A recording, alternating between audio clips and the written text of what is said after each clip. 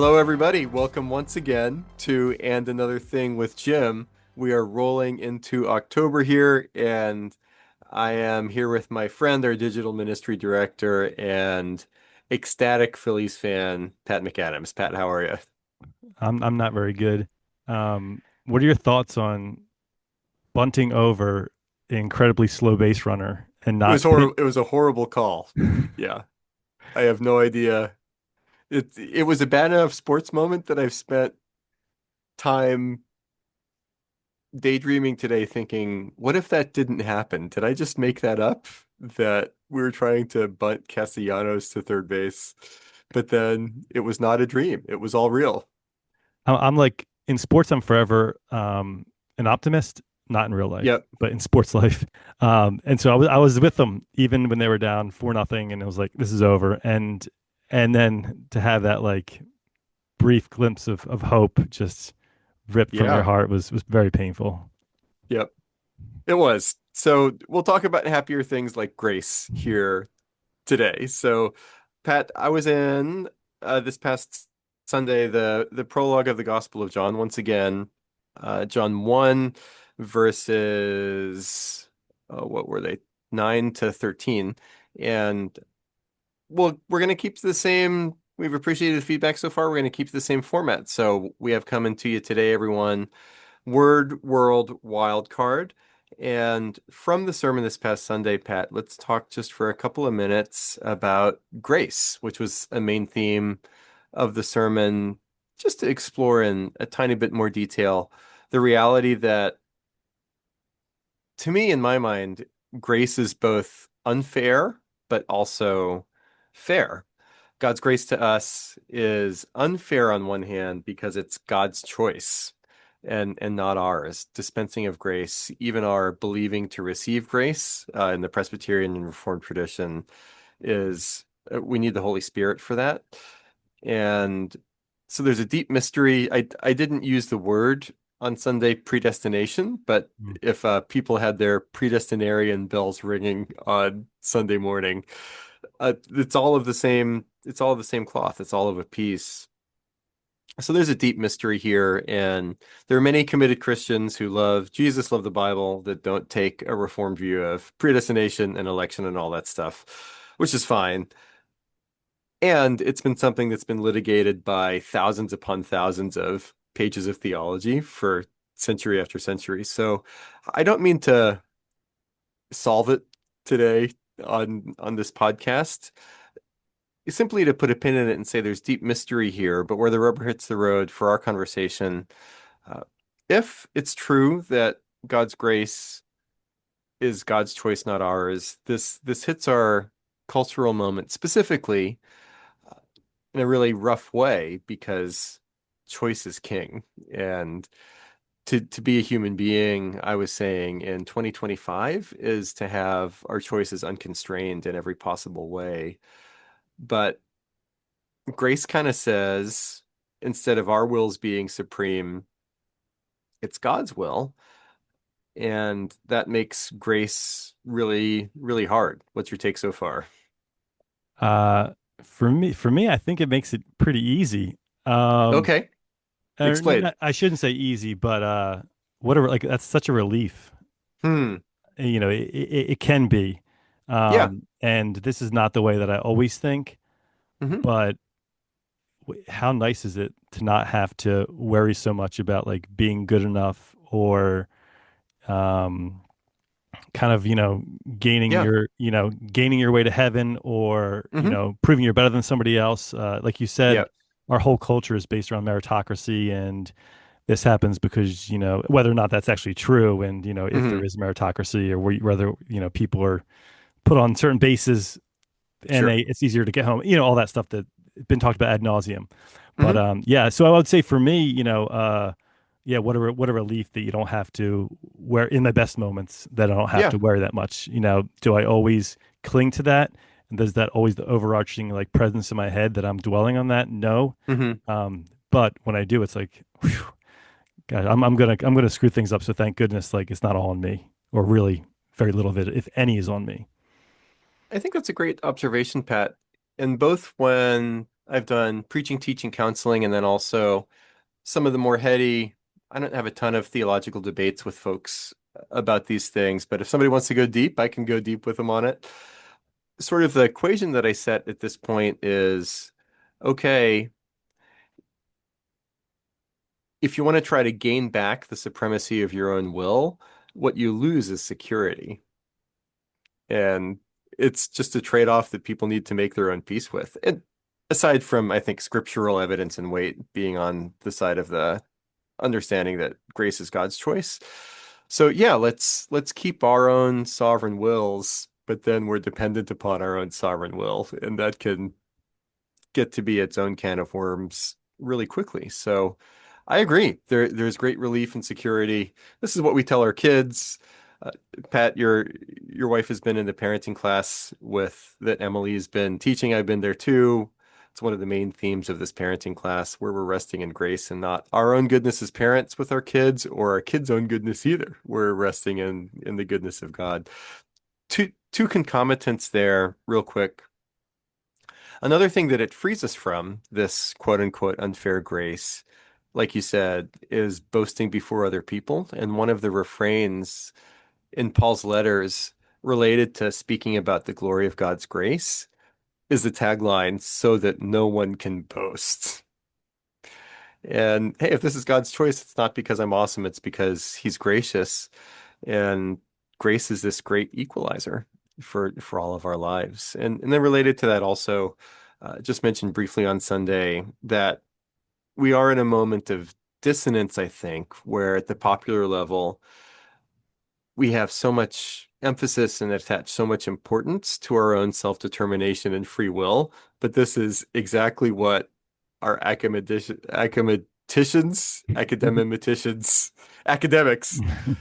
say we don't have because there are so many macro forces in the world and micro forces in our biology that make our choice an illusion. So I could have preached on God's grace and human will from the opposite perspective, maybe not from this text from John, to say that, hey, in a beautiful way against all of this determinism that's everywhere around us, God in His sovereign grace rescues our own agency at the same time too. So it hits different cultures, different ways, different times, even if it can feel at first blush unfair.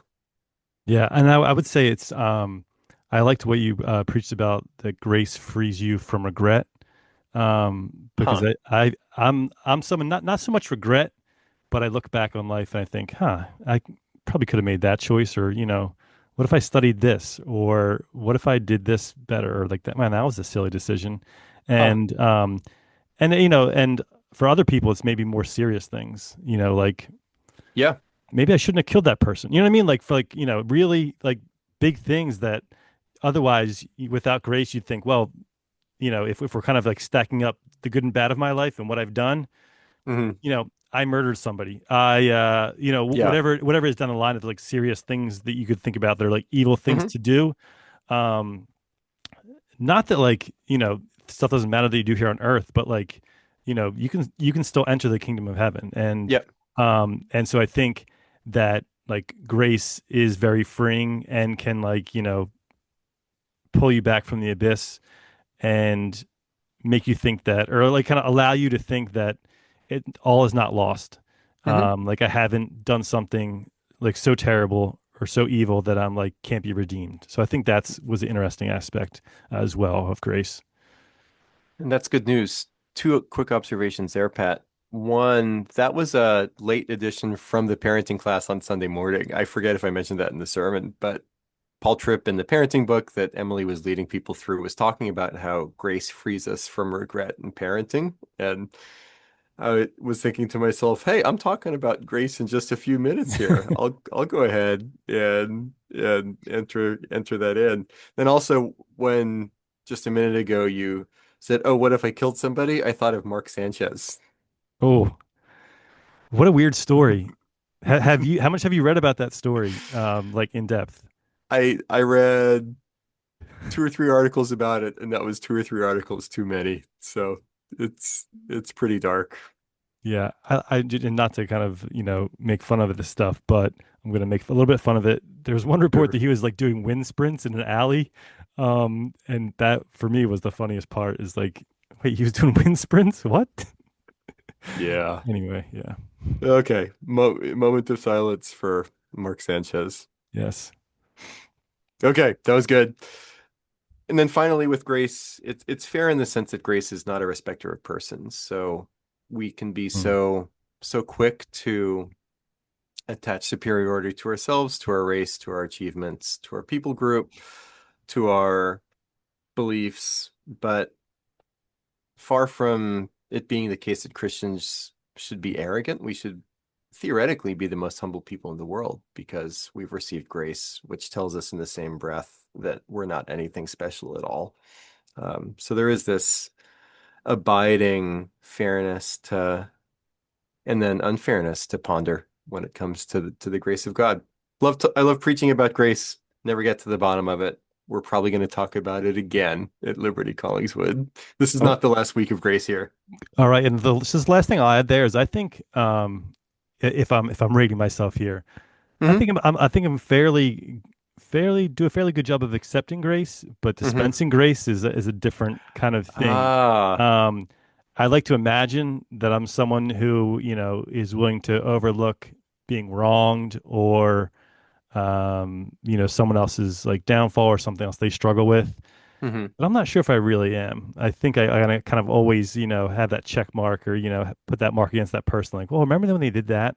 You're like, Yeah, yeah, maybe they got this promotion, but remember when they did this bad thing? Like, man, they're still, thank goodness, they're still not really that good if you kind of add it up there. So, I don't think I'm, totally. someone who's walking around with grudges and holding that, but certainly there are times when I'm like, well, they deserve that, and so I think I'm a lot better at accepting than dispensing grace personally. As am I. In my mind or in my own experience, personally, even if I believe that I should be gracious to other people as God has been gracious to me. That's what, again, the Apostle Paul says, forgive Yeah. others as Christ has forgiven you.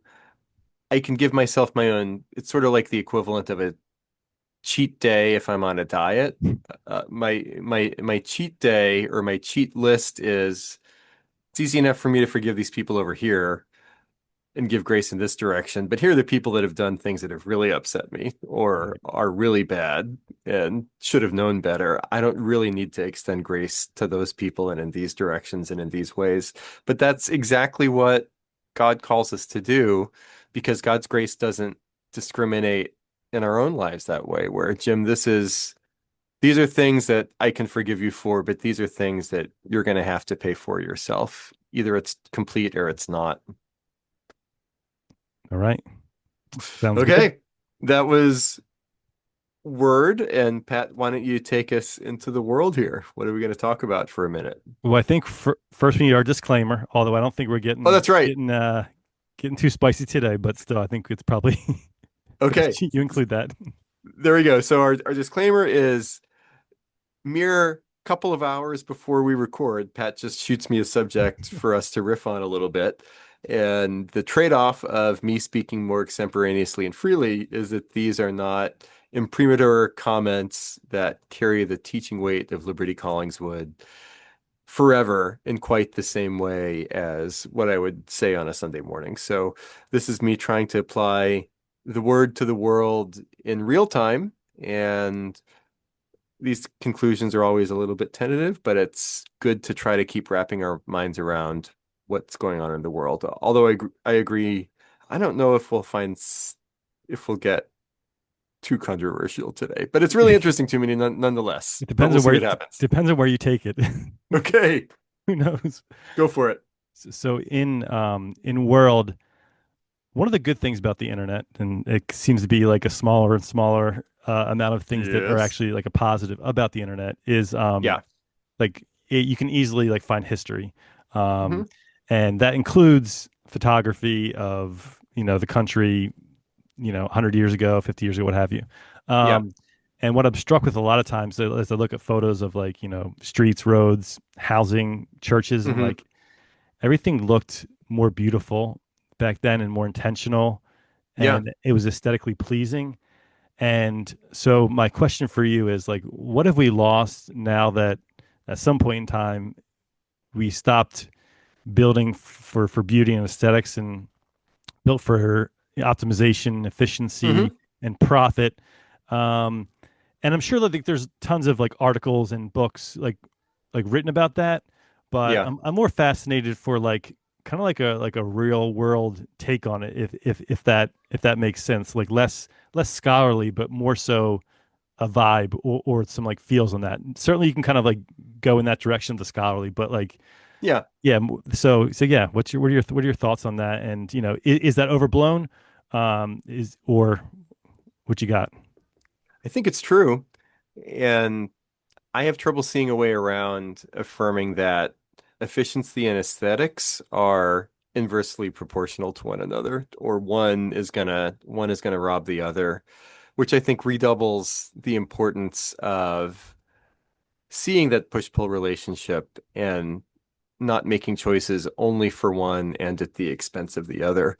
But it's hard to find that middle ground also. I was thinking of a couple of different architectural examples. Let me throw these at you. Church buildings is one of them. Uh, what is the one area of new church construction in America? What is the one thing that has grown the most and or even not existed in floor plans of churches in previous centuries, and what has been shrunk and or modified the most over time? I don't have a specific article. I mean I've read about this in different times. I don't have a smoking gun here, but I think what I'm about to say is correct. But what's your guess? What's grown the most and what's shrunk and been modified the most over time? So I would say maybe off the top of my head, the most is either like area for a video screen or like a coffee bar or some sort of like, you know, something before the service. Yes. And what shrunk the most, that's actually interesting. Um, I don't have a thought as to what shrunk the most. Um, yeah. So how am I wrong?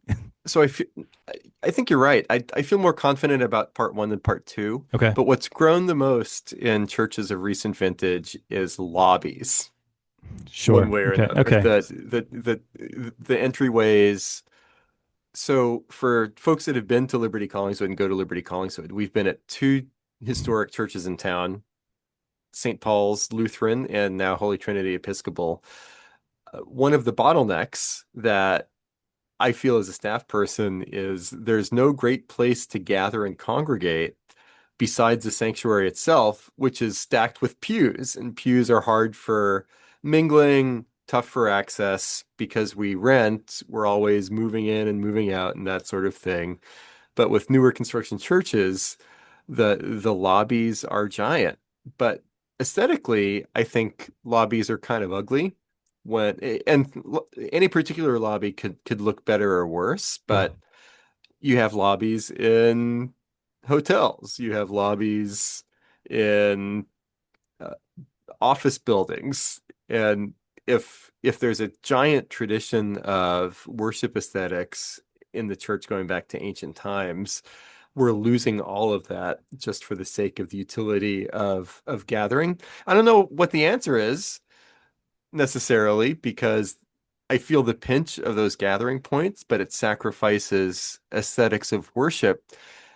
Pat, we put less money into sanctuaries, and I think sanctuaries are smaller relative to the total size of the congregation. And more new sanctuaries will simply resemble hotel ballrooms and conference rooms more than the classic older spaces. And I you do what you got to do. So as a church planner, there's all kinds of crazy church situations that I've either been in or coached churches in. And maybe the practical upshot is no matter what your worship space is, you need to think through the aesthetic piece long and hard. And it's not all about getting butts in the seats and getting butts out of the seats as soon as possible. It's not only about what's the most efficient way to set up and tear down stuff. And then there's even a trade-off Oh, it's a tangent. I won't go there. But yeah, across the board. So you see that in churches, also in homes, and I'll take a breath after this. Uh, and this is why it's a mixed bag. So since the 20th century, dining rooms have gotten a lot smaller and kitchens have gotten a lot bigger. Part of that is some gender dynamics where the traditionally the wife is toiling away in the kitchen and the kitchen's tiny and not comfortable. Nobody goes back there. You don't hang out with whoever's in the kitchen. But then the dining room is Wayne Manor, where you have Bruce Wayne and Vicky Vale on opposite sides of the giant table in the original Tim Burton 1989 Batman. And those things are awesome. But as floor plans for homes have changed over the years, kitchens have just gotten bigger and bigger and bigger. And when you host a party, people hang out in the kitchen. And dining rooms have ceased to be discrete rooms a lot of the time, where dining rooms are part of an open plan or they're just sort of morphed into the kitchen. Aesthetically speaking, I like a I like a fancy formal dining room. And when we lived in Texas, for example, it had one of those old school layouts. And most of the time, just as a family, we would eat in the breakfast area. We had a little food nook that we had breakfast, lunch, and dinner in. But a nice dining room has this aesthetic appeal where we have guests over. We're focusing on conversation. There's no screens anywhere. There's just tasteful jazz music playing for me, and it's a nicer aesthetic atmosphere.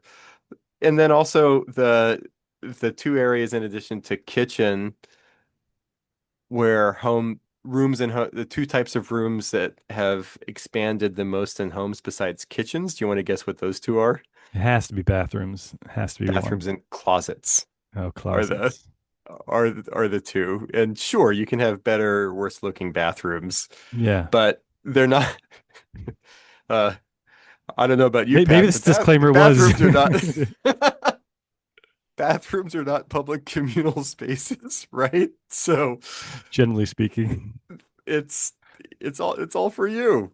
And so there's another, what maximizes efficiency, comfort at the stake at the cost of beauty is real. Then the flip side, there is an increased, I think, with new urbanism type of stuff, for example, or the rise of coffee shops, more interest in public parks, public spaces, third spaces with an aesthetic component of gathering and congregating. To me, that's a reclamation back from where we were, but it takes money and the will to waste it to lean into those spaces and beautify them. But then last thing I'll say, the cheat code now, and this has been for a few years now, this isn't 2025, but when you have more and more restaurants, stores, bars, parks with social media walls or an Instagram wall where you just this square you stand in front of, you get the photo op and you move on. To me, that's a ultimately unsatisfying cheat code to marry aesthetics and efficiency. But as people made in the image of God, we know better. What do you think? So a lot of follow-ups there. And I kind of want to give you some rapid fire questions here in Okay. response to all that. Yep. So our things are uglier now, right? Like Yes. generally speaking, houses, Yep. roads, buildings, commercial centers, um, so that would be a true overall. True. And Yes. in 75 years, will that still be ugly, or will it be romanticized? And when a lot of the houses from like the 1850s are no longer there, unfortunately, or a lot of them kind of fall down, and now it's like, well, this house built in 1992 and it's year 2074. Is that going to have its own charm? And so maybe it's just like something that the generations kind of just claim, or is it ugly and it's going to stay ugly? What is your prediction? That's a fascinating question. Here's my take. Okay, Pat, I'm older than you are. I remember being a teenager in the 90s, thinking that 1980s fashion was the worst fashion decade in the history of the sure. world, and 80s fashion will be buried, never to be revived, and or aesthetics, Yeah. graphic design, Miami Vice color palette, Hmm. etc. will be in the dustbin of history very soon. The march of history is against a 1980s aesthetic, but it's been revived multiple times Yeah. over the past 20 years. I was positive that Yeah. this was a aesthetic evolutionary dead end. Right. This is the Neanderthal of style.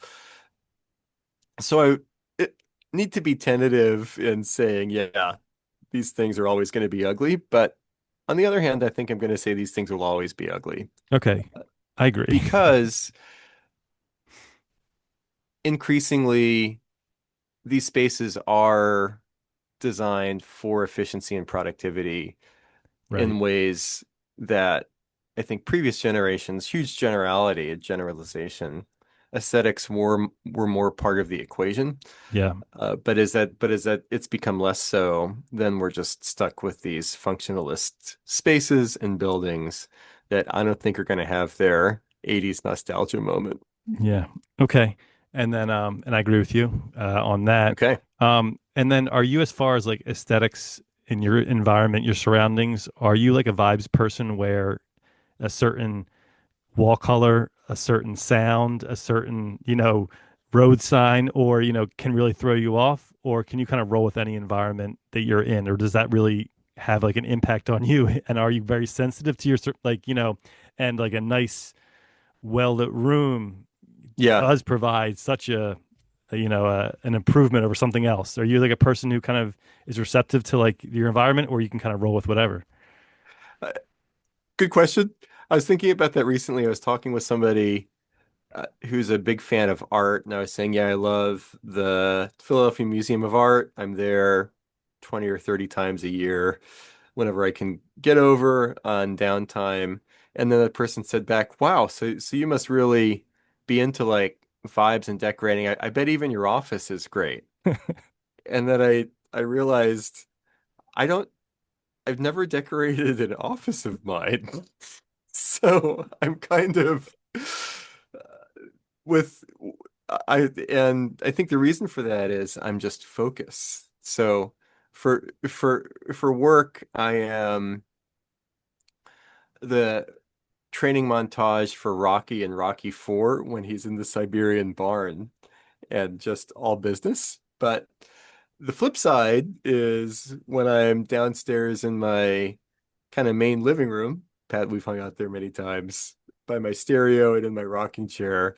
Vibes matter a ton. So it depends on the activity. And maybe that's not the worst thing in the world, just as far as if everything is the same, nothing special. So I think I would encourage people to choose their own aesthetic battles and whatever they want to, in whatever areas of life or apartment or house or space, you'd want to turn up the aesthetic dial a little bit, commit to that, and take pleasure under God in it.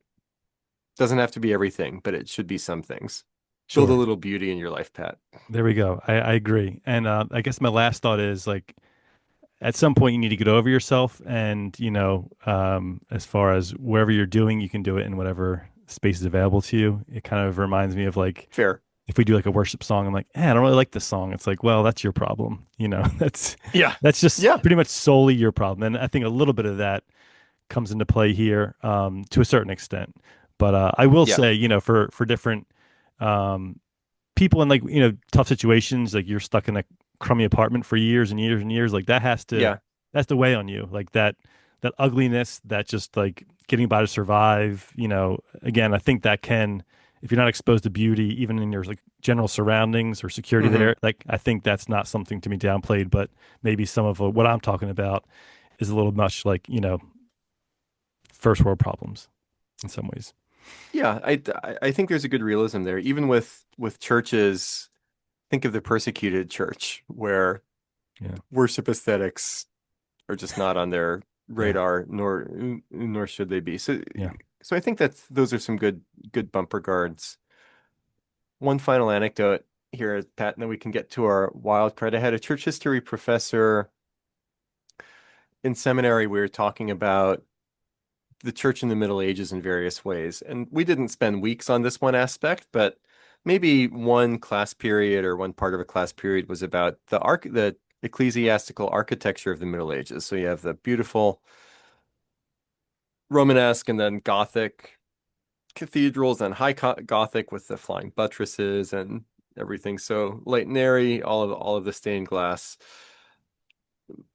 One of the kids, well, I guess they weren't kids, in the seminary class raised his hand and said, "Yeah, but everybody was super poor unless you were the king in the Middle Ages in Europe. And how on earth can we justify all of the expense put into building a beautiful cathedral, say in 1325, when there was such grinding poverty and war everywhere around?"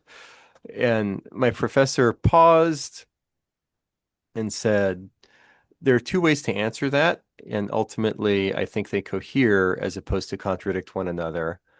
On one hand, we simply recognize that there is an opportunity cost to building cathedrals, and a human cost to it in various ways that's irreducible. And at the same time, part of the rationale of building these cathedrals in the church in the Middle Ages in the first place, which was not entirely wrong, was that most of our parishioners live in conditions that are mean and ugly. And as far as what human beings can make, the only beautiful thing that these folks will see in their entire lives is this cathedral. And we're going to build something beautiful to evoke and point to the God of beauty and life. And so there's something sacred about moving from ugly spaces into a beautiful one and finding a God to worship in there. So that was persuasive to me. No, Even in yeah. a lot of ugliness, there's something to be said for beauty if it can be managed. No, I love that. Wonderful. All right. Okay, wild Yeah. card. Wild card, what everyone's been waiting for. So initially when we kicked off this podcast season, um, Yeah. I knew at some point in time we were going to have to talk about this. And of course, this is Taylor Swift. And I know you were Okay. excited for this to Yep. potentially be the wild card. Um, you could Love it. go many different directions when talking about Taylor Swift, the artist, the performer, the mega superstar. I guess Yeah. so a couple questions I have. Hmm. Are we at peak Taylor Swift? It seems like the last album, the Tortured Poets Department, which I think is actually pretty decent, Yeah. um, was panned, and now with her showing up at all the Chiefs games, people are like kind of sick of that. Right. This new album isn't getting the greatest reviews. Yeah. Um, are we at peak Taylor Swift, or are we close to peak Taylor Swift right now? I mean, clearly she's setting records with Spotify and everything else, so she's Yep. still, I would argue, the most famous person in the world, maybe like the Pope, but most famous like entertainer. Yeah. Um, Yeah. Jim, expert in all things Taylor Swift, of course. Are we at peak Taylor Swift? Or the vibes seem to be changing a little bit, maybe? Yeah. Well, first off, I mean, this is why people listen to and another thing with Jim, because people want to know what Jim and Pat think about Taylor Exactly, Swift is exactly. the final word. So I'm buying what you're selling here, my friend. And I would put Taylor Swift into the Yogi Berra category along the lines Okay, of his aphorism where he would talk about New York hotspots and say, it's too crowded, no one goes there anymore. So I think this is where we are with Taylor Swift, which I guess at the end of the day would be post peak, yeah, but then also there's more than one axis for this. So she's continuing to be a commercial juggernaut more and more. But I think there gets to be a point with giant artists where they become so big that you stop comparing them to other artists and you start comparing them to things outside of the art world. And so What do you compare to Taylor Swift? Things like Starbucks or chain restaurants Yeah, or Microsoft. Just because she's so much bigger and there's nothing that scales with her from the pop and rock entertainment world itself at this point, which means your aesthetics are always going to be wonky. So, and I've heard a few songs from the new album. At least one of my two daughters stayed up past midnight last Thursday night yeah. Hmm. when the album was released. She was very disappointed by it, although it's growing on her since then. There's also the conundrum of when you reach the top of the world commercially, what else do you have to say as an artist? And so that's just a tough corner to be in, and it's not her fault that's where she is. So you're either retreading, doing an intentional rebrand, or your the artistic dance moves that are really open to you on your dance card are pretty limited. And thinking of Bruce Springsteen's Nebraska, if Bruce wrote that album in 1982, sort of on the cusp of being huge, but as opposed to being actually huge, there's so much pain, pathos, and specificity in those songs that as Bruce writes about these downtrodden characters, you can feel him inhabiting them in ways that feel pretty natural and straightforward. Whether Bruce and all of them were with Taylor Swift, her life's been pretty good, and Sure. there's sort of the trappings of fame that are her current problems, I think, and that includes some stuff that is hard. So the social media backlash, I don't know this for sure. I would imagine she gets death threats from people. Yeah, she did have to have Uh, one of her and concerts canceled. I oh, think that's right. due to Yeah. that. Yeah, yeah, Oh yeah. Yeah, yeah. totally. Hmm. I'd forgotten that. The I don't know. The, those issues and struggles are real, but they're not relatable Sure. in the same way. So she can't sing about the working man or the working woman. Not that that was ever a huge theme of her work, but I think she's actually, all things considered, doing pretty great as far as being able to put out new music that's at least semi-interesting, given all of the commercial success and therefore constraints around here. But for there to be an upswing after post-peak Taylor Swift, there would need to be a fall, and I'm not rooting for her to put herself in a situation where she needs some sort of giant comeback at the same time. So bring on the wedding. I'm I don't love Starbucks, but I drink it. That Here's sounds to you, fair. Taylor. Um, I will say that I think the most human thing about her is that she's on top of the world and can do whatever she wants, but she's still like kind of petty in some of her songs, That's true. and she's still like of course everyone's like she's punching down and like whatever, but Yeah. it is funny like she's the most famous person and she's still like kind of just because like not all artists who are super famous write songs that are like trashing other Yep. people or kind of talking about there's a lot of artists don't, but she still does, and it's like just you know you have everything, quote unquote. Yeah. Just enjoy it, in some ways. You don't have to write this like kind of like bitter music in some ways. Um, but That's true. yeah. That's a good point. The last few things I'll say, I think the new album is really bad, and I'm someone who Okay. likes her. Like, I'm not a big Taylor Swift fan. I think when she like started getting famous, I was listening to like Brian Eno and Steve Reich, and I wasn't listening Sure. to like pop songs. But I've actually Yeah. kind of appreciated her last few albums, even the ones that like Yeah. aren't reviewed very well. Hmm. So I will say, like, I think she's pretty talented, and I also like the fact that as opposed to many pop stars, when you look at like the track credits for their songs, there's like nine songwriters. Typically, Hmm. she only has like one or two others. Yeah. So like I don't doubt that she actually writes a a decent portion of her songs and the Yeah. lyrics. So I think that's like a big plus one is that she's like doing the work and putting out albums like fairly frequently. So I think she likes music. I think she likes making music, and I think that's really awesome. So I'm definitely like someone who like, yeah, I think Taylor Swift's pretty great in general, even though I Yeah. don't listen to her that much.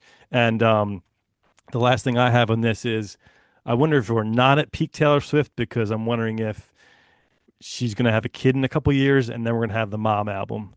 We're gonna have the mom Oh, album, and that's her new thing. Is she's getting close to like 40, if she does choose, or right. she's able to have a child, Yeah. and then it's the whole like the mom aesthetic. So I think that might be her might Oh, be her next peak. That's my prediction. In the next couple of years, that's like the mom everything for a few years is her next kind of gambit. What do you think it's about Pat. that? It's Pat Svengali over here. Wow.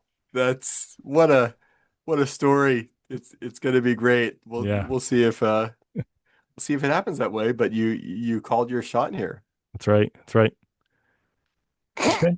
And you're wearing either Phillies red or Chiefs red as we talk here today. So So it's sure. Rutgers red, Oh, very which I nice. which I, which I guess you would. Yeah. Very few people wearing Rutgers attire these days, but I'm one of them. I appreciate it. Yeah. Very good. Okay, well, this is what we have for this week. Feel free to write in another with Jim anytime you want at gmail.com. That's another with Jim at gmail.com, not another with Jim anytime you want at gmail.com. And that's what we got for this week. We've covered a lot of bases. And Pat, we did not bunt. We swung away and we hit a home run, as always. Talk to you again, everybody. Bye bye.